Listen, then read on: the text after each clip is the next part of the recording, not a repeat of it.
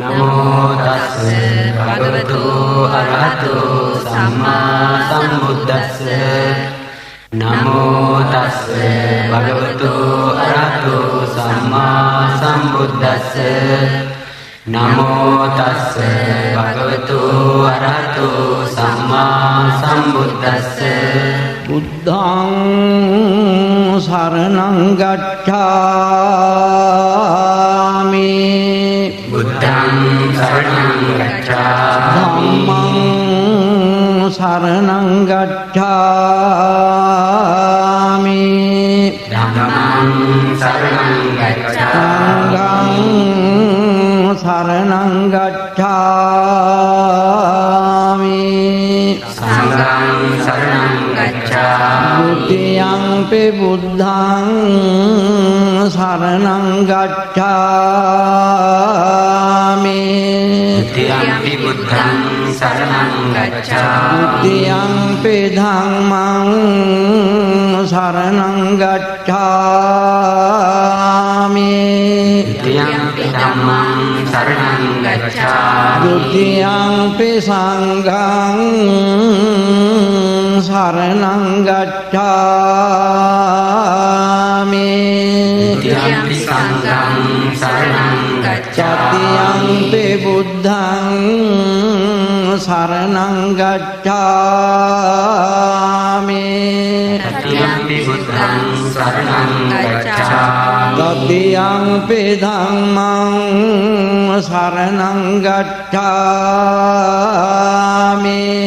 तृतीयंपि धम्मं शरणं गच्छामि तृतीयंपि संघं शरणं गच्छामि तृतीयंपि संघं शरणं गच्छामि अनातिपाता वैरमणि सिक्खापदं समादियामि अनातिपाता वैरमणि सिक्खापदं अदीनादाना वैरमणि सिक्खापदं समादियामि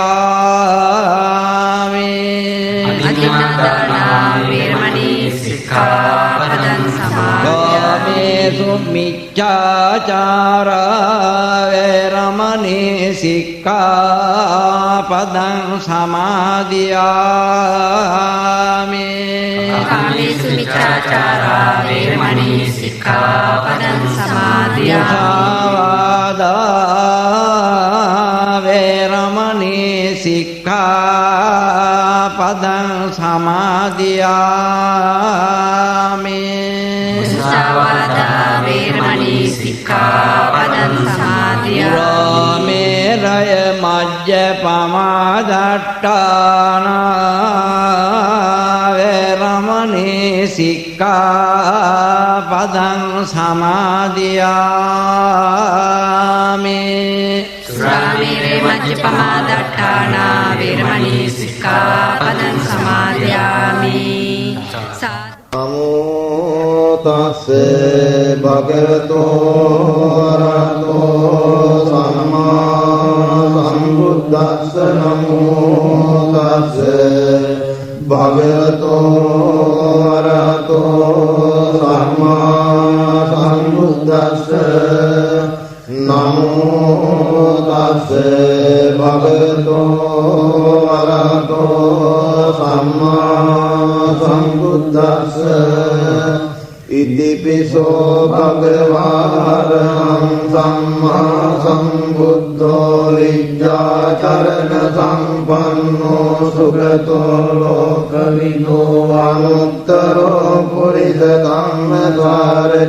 दत्ता देव मनुष्याणां बुद्धो भगवते साक्षातो भगवता धम्मो सन्निधिको अकालिको එහි පස්සිකෝ පනයිකෝ පච්චත්තං වේති සම්භෝ විඤ්ඤෝ හේති සුපටිපන්නෝ භගවතෝ සාවක සංඝෝ උජුපටිපන්නෝ භගවතෝ සාවක සංඝෝ ඥායපටිපන්නෝ භගවතෝ සාවක සංඝෝ සාමීචි පටිපන්නෝ භගවතෝ සාවක සංඝෝ යතිකං චත්තාරි පුරිස යුගානි අට්ඨ පුරිස පුක්ඛලායේස භගවතෝ සාවක සංඝෝ ආහුනේයෝ පාහුනේයෝ දක්ඛිනේයෝ අංජලි කරණීයෝ අනුත්තරං පුඤ්ඤක්ඛේතං ලෝකස්සාති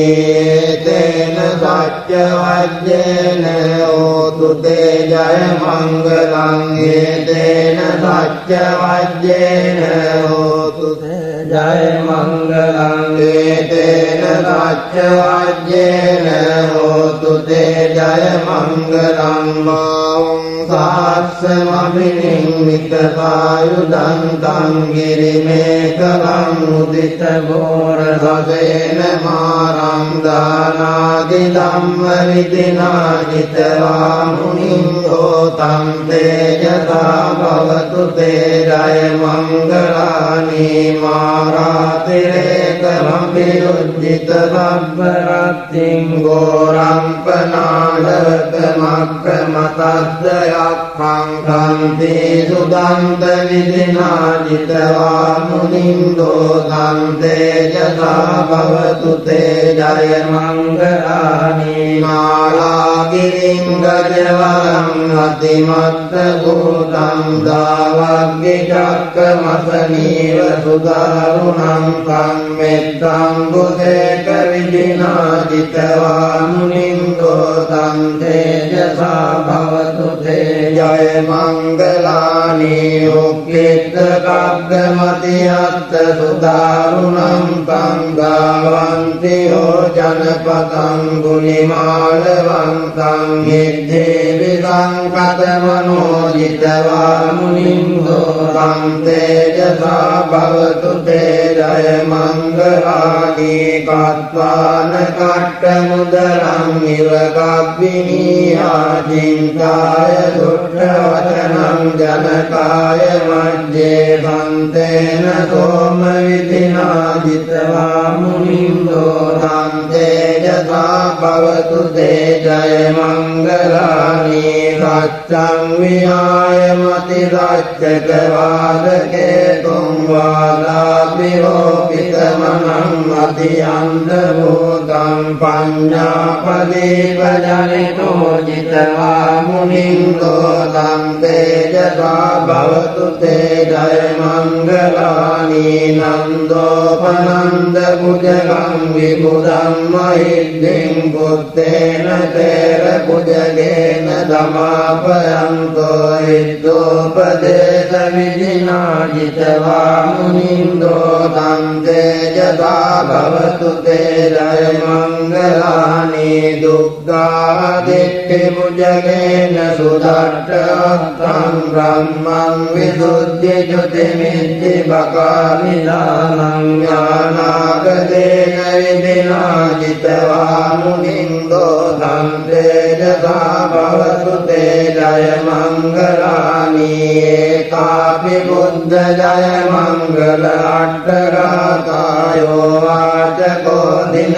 දිනේ භරතේ මකන්දේ ත්වානනේක විවිධානි චුපද්දවානි මොක්ඛං සුඛං අධිගමේය නරෝ සපඤ්ඤෝ ඒතේන සච්ච වජ්ජේන හෝතු තේ ජය මංගලං ඒතේන සච්ච වජ්ජේන होतु ते जय मङ्गलं एतेन सत्यवद्येन होतु ते जय मङ्गलं यानीद भूतानि समागतानि बुम्माणि वायानि व अन्तरिक्षे सब्बेव भूता सुमना भवन्तु अतो वितर्कच्च सुनन्तु भासितं तस्मै भूतानि सामेत सभ्ये मित्रं करोत मानुषिया पदाय दिवाचरत्तो च हरन्ते बलिं तस्मै निरक्षत अपनत्तायं किञ्चित्तं इदवाहुरं वा सभ्ये सुवायं रत्नं पनीतं नमो समं भक्ति तथागतेन इदं विबुद्धे रत्नं पनीतं एतेन सत्येन सुवाद्ययोगोपयं विरागं अमृतं पनीतं यदज्जगासख्यमुनिरमायितो न तेन धम्मेन समर्थि किञ्चिदं पिदं मे रत्नं पनीतं एतेन सत्येन सुवाद्ययोतो यं बुद्धदक्षो परिवन्नयेषु तिं समाधिमानं तरिकन्यमाहो समाधिना तेन समो न विद्यते इदं पिदं मे रत्नं पनीतं एतेन सत्येन सुवाद्ययोतो ये पुग्गला अष्टशतं प्रसत्ता चत्वारि एतानि युगानि हन्ति ते दक्षिणेया सुगतस्य धावकाये ते सुदिन्नानि महत्फलानि इदं पिदङ्गे रत्नं पनीतं एतेन सत्येन सुवाद्ययोतो ये सुपयुक्ता मनसा दल्लेन निष्कामिनो गौतमपावनं नीते पद्यबद्धा अमृतं विगाय लब्धा मुदा निभृतिं भुञ्जमाना इदं पिदङ्गे रत्नं पनीतं एतेन सत्येन सुवाद्ययोतो यतिन्दकीलो पटविङ्गितो दिया चतुर्विवादेवि असम्प्रकम्पियो ततोपमं सत्पुरितं वदामि यो अर्यसत्यानि अवेच्च पश्यति इदं पिदङ्गे रत्नं पनीतं एतेन सत्येन सुवाद्ययोतो ये अर्यसत्यानि विभावयन्ति गम्भीरपण्येन सुदेशितानि किञ्चापि ते वन्ति पुषप्रमत्तान ते भवन्नट्टमं आदियन्ति इदं पिदङ्गे रत्नं पनीतं एतेन सत्येन सुवाद्ययोतो भावस्य सम्प्रदाय दयत्सु धम्मा जयिता भवन्ति वाक्काय दिट्ठिविचिकित्सितं च शीलव्रतं वापि यदस्ति किञ्चित् चतुरपाये च विप्रमुक्तो जजाभिधानानि अभवोखातुम् इदं पिदङ्गे रत्नं पनीतं एतेन सत्येन सुवाद्ययोतो किञ्चापि लोकं मं करोति पापकं कायेन वाचा उदचेतसा वा भगवो तस्य पठिज्ञादाय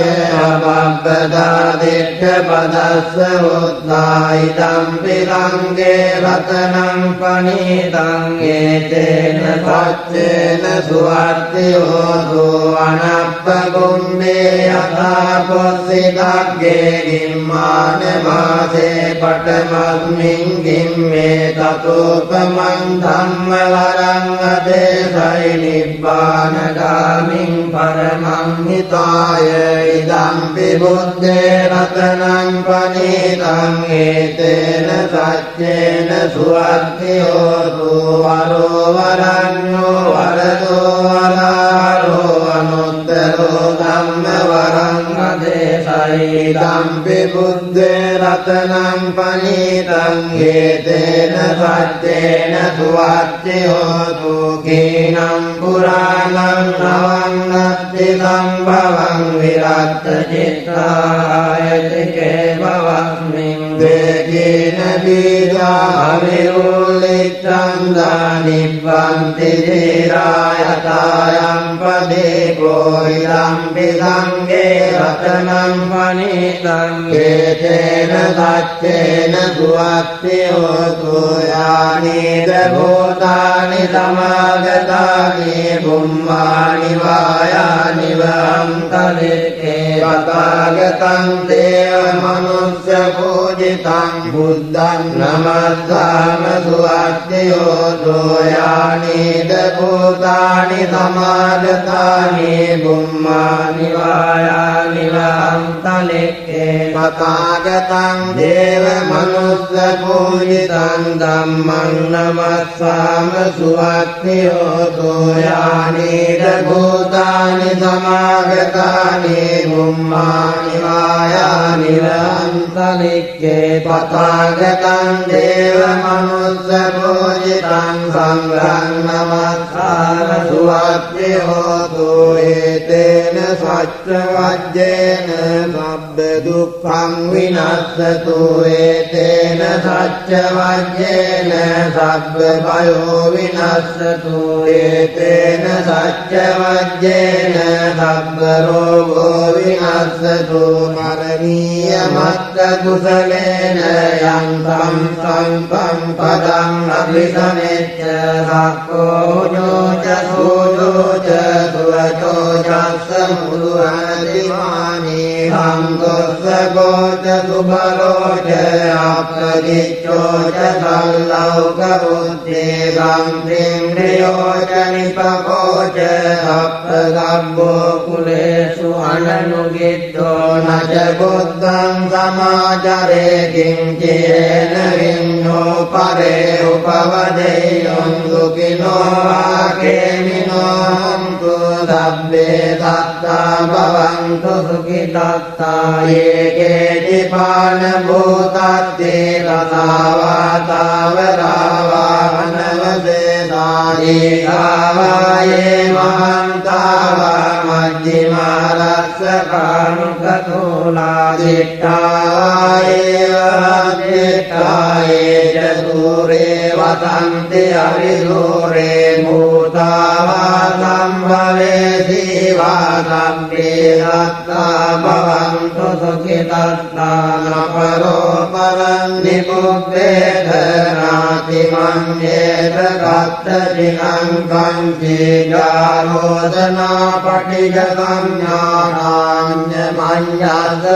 पठिजसंज्ञानान्यमन्यसदुःखनिश्चय्य मातायतानि अङ्गुत्तं आयुषा एकमुत्तमनुरक्ष्ये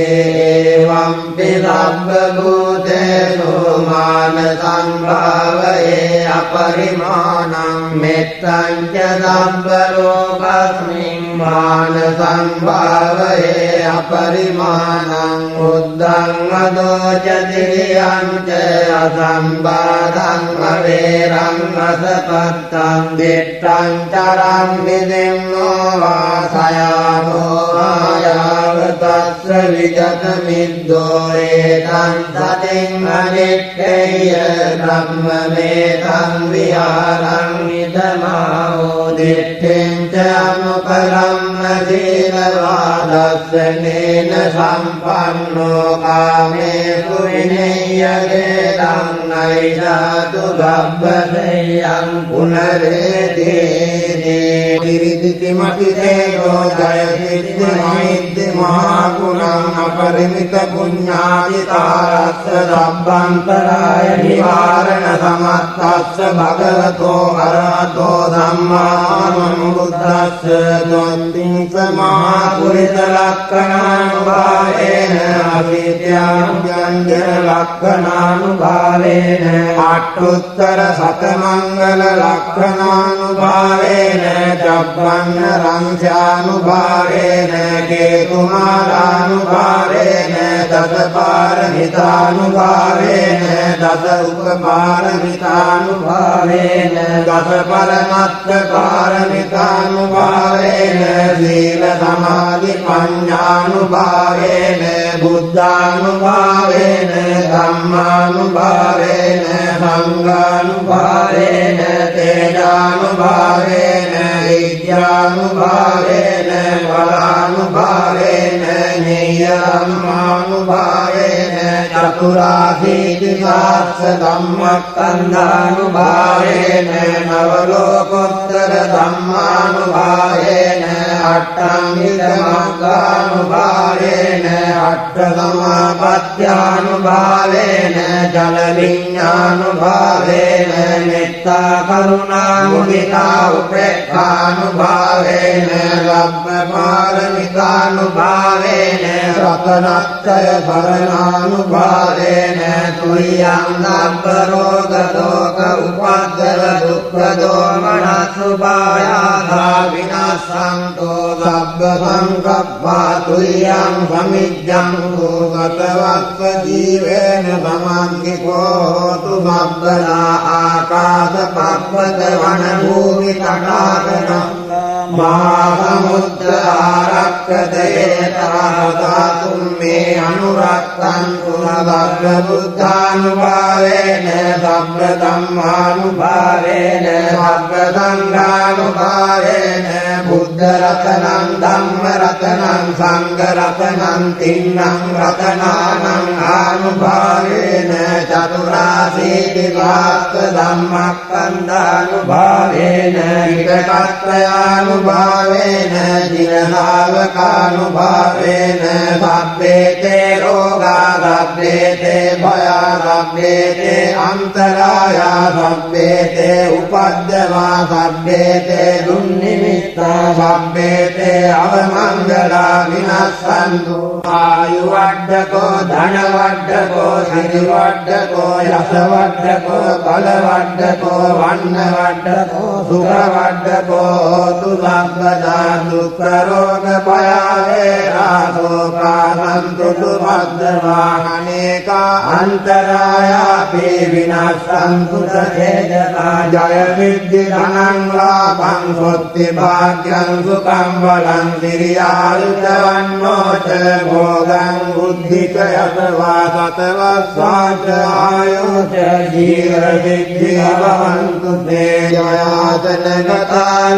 राजत्वामादङ्गवारिणीं चतुरच्चामतरसङ्गे दिवीं सुनरासभातन्नङ्करादयो बुद्धाट्टवीदति नायका दर्भे पचिष्ठिता तुय्यं मच्चकेते मुनीश्वराभिरे पचिष्ठिता बुद्धा धम्मो च सर्वलोचने भङ्गो पचिष्ठितो तुय्यं मुरे गुणाकरो हृदये अनुरुद्धो च सारिपुत्रो च दक्षिणे कुण्डन्यो पितृभागस्मिन् मुक्कल्लानो शिवामके दक्षिणे दवने तुय्याङ्गानन्दराहुला कस्यपो च मानामे उभोसंवामसोतके केदन्ते पितृभागस्मिन् सूर्यो यभङ्करो निदिन्नोदिरिसम्पन्नो शोभितो मुनिपुङ्गवो कुमारकस्यपो नाम महेशि चित्रवादको रोतुय्यं वदने नित्यं पदित्राजिगुणाकरो पुन्नो अङ्गुलिमालो च उपायी नन्दसेवने तेरा पञ्चैमे जाता ललाटे तिलकाकवधेरा इति महातेरा विजिता जिनसावका जलन्ता शीलतेजेन अङ्गमङ्गे दुरन्तिता रत्नं पुरतो आदि दक्षिणे मेत्रसुत्तकन्धजग्गन् पच्यतो आदिवाने अङ्गुलिमालकं कन्दमूलपरित्तं च आटानातिय पुत्रकम् आकाशच्च धनम् आसीदेवापाकारसंहितानि नानाफलसंयुद्धे धम्मपाकारणम् कृते वदतो जे चतुगिच्चेन सदा सन्बुद्धपञ्जरे वातपित्तादिसञ्जाता बाहिरज्जन्तु भद्रवासेतगिरयन्तो अनन्तगुणतेजसा जिनपञ्जरमज्जट्टम् विहरन्तम् महीतले सदा पालयन्तु तम् सभ्ये इत्येवमच्चन्तकतो दुरक्को जिनानुभावेन जितोपबद्धवो बुद्धानुभावेन तारिसङ्गोचरायि तद्धम्मनुभावपालितो इत्येवमच्चन्तकतो दुरक्को जिनानुभावेन जितोपबद्धवो धम्मानुभावेन तारिसङ्गोचरायि तद्धम्मनुभावपालितो इत्येवमच्चन्तकतो दुरक्को जिनानुभावेन जितोपबद्धवो सङ्घानुभावेन तारिसङ्गोचरापि तद्धम्मनुभावपालितो धम्मपाकारपरिक्कितोऽसि अट्टार्याट्टदिशासून्ति एत्तन्तरे अट्टनाथा भान्ति उद्धङ्गितानम् मरिनाटितानि बिन्दन्तो मारसेनम् तव गिरविलिपो बोधिमारुह्य भक्तामुक्कलानो दिवामे वसति भुजकटे दक्षिणे सारिपुत्तो धम्मो मध्ये उरन्निम् विहरति भवतो मोक्षतो मोरयोनिम् सम्पत्तो बोधिसत्तो चरणयुगरतो भानुलोके गणातो सद्भावमङ्गलमुपद्यवतुम् निमित्तम् सप्पीतिरोगगादोषमशेषनिन्दा सप्तन्तराय भयदुःसुपिनम् तम् बुद्धानुभावपवरेण भयातु नासम् सद्भावमङ्गलमुपद्यवतुम् निमित्तम् सप्पीतिरोगगादोषमशेषनिन्दा सप्तन्तराय भयदुःसुपिनम् तम् धम्मानुभावपवरेण भयातु नासम् सद्भावमङ्गलमुपद्यवतुम् निमित्तम् सप्पीतिरोगगादोषमशेषनिन्दा सप्तन्तराय भयदुःसुपिनम् तम् सङ्घानुभावपवरेण भयातु नासम् दुर्निमित्तम् भवमङ्गलम् च योचामनाभो सकुणद्धो पापग्रहो दुःसुपिनम् तम् बुद्धानुभावेन विनाशमेन्तु यम् दुर्निमित्तम् भवमङ्गलम् च योचामनाभो सकुणद्धो पापग्रहो दुःसुपिनम् तम् धम्मानुभावेन विनाशमेन्तु यम् दुर्निमित्तम् नवमङ्गलम् च योचामनाभो सकुणद्धो पापग्रहो दुःसुपिनम् तम् सङ्घानुभावेन विनाशमेन्तु दुःखपत्ताय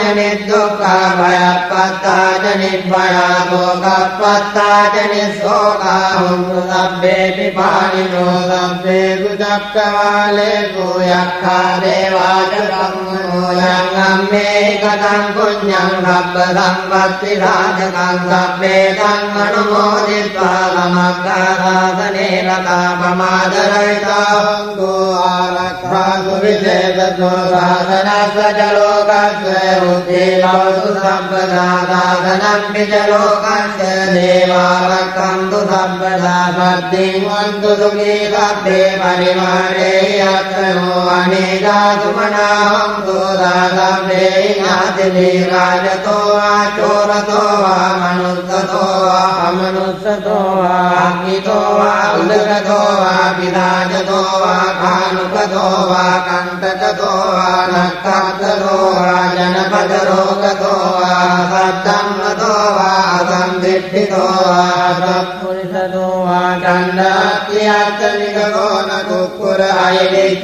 ऐलित्तिकमणिसप्पदेवी अच्चचरच्च सूकरमैदयक्करक्कसादेहि नानाभयतो वा नानारोगतो वा नाना भद्रतो वा आरक्षं गन्नं तु वेत्तावता च अन्ये सम्पदं पुण्यसम्पदं सब्बे देवानुमोदन्तु सकलं भक्तिसिद्धियादानं ददन्तु दत्ताय शीलं रक्षन्तु सर्वदा भावनाभिरताहन्तु गच्छन्तु देवतारता सब्बे बुद्धा बलपत्ता पच्चेकानं जयं बलं अरहन्तानं च जेन रक्षं वन्दामि सब्बदो सब्बे बुद्धा बलपत्ता पच्चेकानं जयं बलं अरहन्तानं च जेन रक्षं वन्दामि सब्बदो सब्बे बुद्धा बलपत्ता पच्चेकानं जयं बलं अरहन्तानं च जेन रक्षं वन्दामि सब्बदो आकाशट्टाय ब्रह्मट्टा देवानाथामैद्दिका पुण्यन्तं अनुमोदित्वा चिरं रक्षन्तु लोकसाधनम् आकाशट्टाय ब्रह्मट्टा देवानाथामैद्दिका पुण्यन्तं अनुमोदित्वा चिरं रक्षन्तु लोकसाधनम् आकाशट्टाय ब्रह्मट्टा देवानाथामैद्दिका पुण्यन्तं अनुमोदित्वा चिरं रक्षन्तु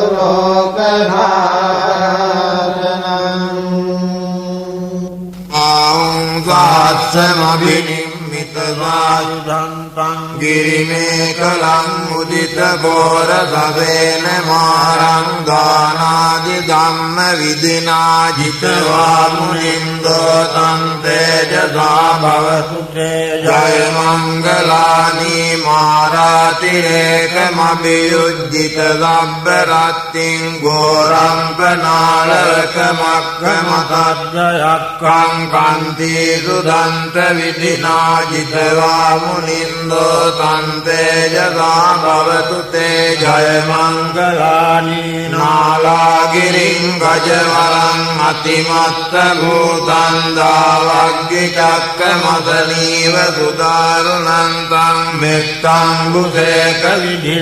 जित्वा मुनिन्दोतं तेजसा भवतु ते जयमङ्गलानि उक्खित्तखड्गमतिहस्तसुदारुणन्तं दावन्ति योजनपथङ्गुलिमालवन्तं इद्देविकं कथमनोजित्वा मुनिन्दोतं तेजसा भवतु ते जयमङ्गलानि कत्वान कट्टमुदरं इव गब्बिनीयाचिन्ताय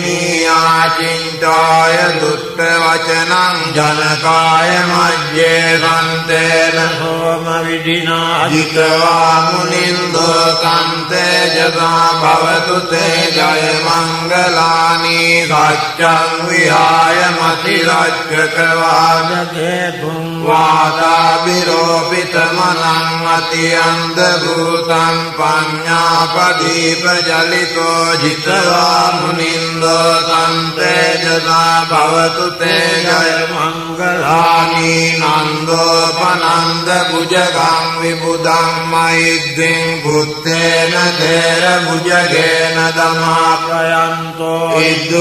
विद्युपदेशविधिना जित्वा मुनिन्दोतं तेजसा भवतु ते जयमङ्गलानि दुर्गादिष्टिभुजगेन सुदत्तं ब्रह्मं विशुद्धिजुतिमिद्धिबकापिदानं ज्ञानागदेन विधिना जित्वा मुनिन्दोतं तेजसा भवतु ते जयमङ्गलानि एतापि बुद्ध जयमङ्गल अट्टगातायो वाचको दिनदिने सरते मतन्ति हित्वाननेकविविधानि चुपद्यवानि मोक्षं सुखम् अधिगमेय नरोधपन्यो जालो महाजालो जालं महाजालं जालिते महाजालिते जालितं महाजालितं मुखे मुखे सम्पत्ते मुखं मुखं सम्पत्तं सुतं गमिति मिगयति मिगयति दिट्ठालादन्तला मण्डला रुकिला करला दुग्गला रित्ति रित्ति रित्ति रित्ति කිත්ති කිත්ති මිත්ති මිත්ති කිත්ති කිත්ති මුත්ති මුත්ති මුත්ති මුත්ති ධාරණී ධාරණේති භවතු සබ්බ මංගලං රක්ඛන්තු සබ්බ දේවතා සබ්බ බුද්ධානුභාවේන සදා සොත්ති භවන්තු තේ පංච මාරජිතෝ නාතෝ බද්දෝ සම්බෝධි මුන්දමං චතු සත්‍යං පකාසේති මහාවීරං නමාමා ඒතේන සත්‍ය වජ්ජේන සබ්බේ මාරා පලායන්තු භවතු සබ්බ මංගලං රක්ඛන්තු සබ්බ දේවතා සබ්බ ධම්මානුභාවේන සදා සොත්ති භවන්තු තේ පංචමාරජිතෝ නාතෝ බද්දෝ සම්බෝධි මුන්දමං චතු සත්‍යං පකාසේති මහාවීරං නමාමා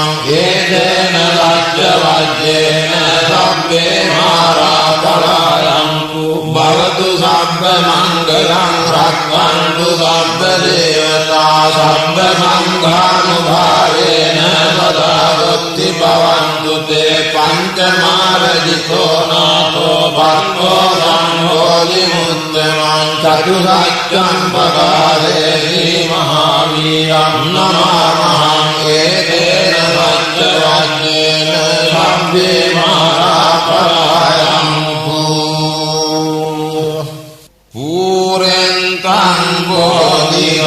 බෝධිසම්භාරේ නිබ්බත්තං වණ්ඩක ජාතියං යස්ස දේන දාවංගී මහාසත්තං විවජ්ජයි තේරස්ස ධාරිපුත්තස්ස ලෝකනාථේන භාවිනං කප්පට්ඨායි මහාරේජං පරිත්තං තං වනාමහේ අත්තිලෝකේ සීල ගුණෝ සත්‍යං හෝවෙයනුද්දයා තේන සච්චේන කාමී සච්ච කිරිය මනුත්තරං ආවජ්ජිත්වා ධම්ම බලං සරිත්වා කුබ්බකේජිනේ සච්ච බල මතස්සාය සච්ච කිරිය මමාරහං සන්තිපක්ඛානපතනා සන්තිපාදාවංචනා මාතා පිතා ජනික්ඛන්තා ජාතවේද පටික්‍රම සාපච්චේ කතේ මයං මහාපජ්ජලිකෝසිකි වජ්ජේති සෝලස කලිකානී උදකං පත්වායතාසිකි සච්චේන මේ සමෝනක්ඛි ඒකාමේ සත්‍ය පාරමීති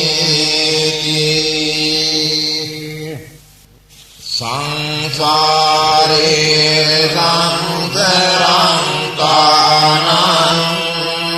සබ්බ දුක්ඛ විනාශේ සත්‍ය ධම්මේ බොද්ධංගේ මාරසේ අපමන්දිනෝ බුද්ධිකායේ විමේ වත්තා තියවා මුත්තායි උන්දමා අජාදින් අජරව්‍යාදින් අමතං හිම්බයං ගතා ඒවමාදි ගුණෝ වේදං අනේක ගුණ සංගහං ඕසදං ජහිමන් මන්තං බොජ්ජංගං කං වනාමහේ බොජ්ජංගෝ සති සංකාතෝ ධම්මානන්දිකයෝ තථා විරියං වේදේ බල්ලද්දේ බොජ්ජංගාච තතෝ පරේ Samadhuye kabojjanga satte rabbagandina munina sammadangada bhavika mauligana sangvattanti adinyaya nibbanaya dodiya etena rajjavanyena sottike hotu sampeda ekalmin samayena mokkayananta kandaman giyani dukkite jindva bojjange ratta desaye tegatam abhinandenva rogamundintu tankane etena rajjavajjena sottike hotu sampeda ekaja dhamma rajami geyannena vipinito chundattena kanyeva dhanapedvana kadaram sammoditvaca abhada tamma uttaditanako etena sajjavanyena sottike hotu sampeda panināneca āpādā cinnānampi mahesinaṁ maggāna kilesāca pattānuppatti dhammakaṁ ekena sajjavanyena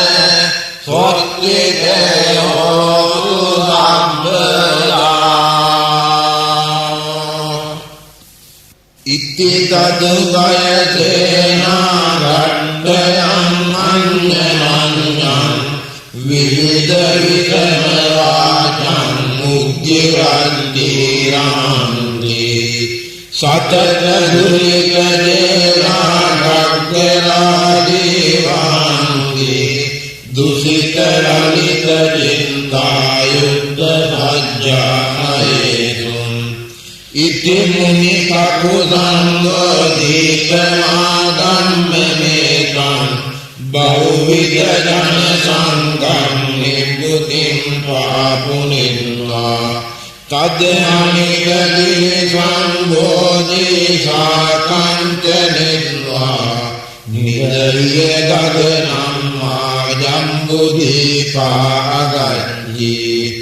evaṁpi konāganano muningo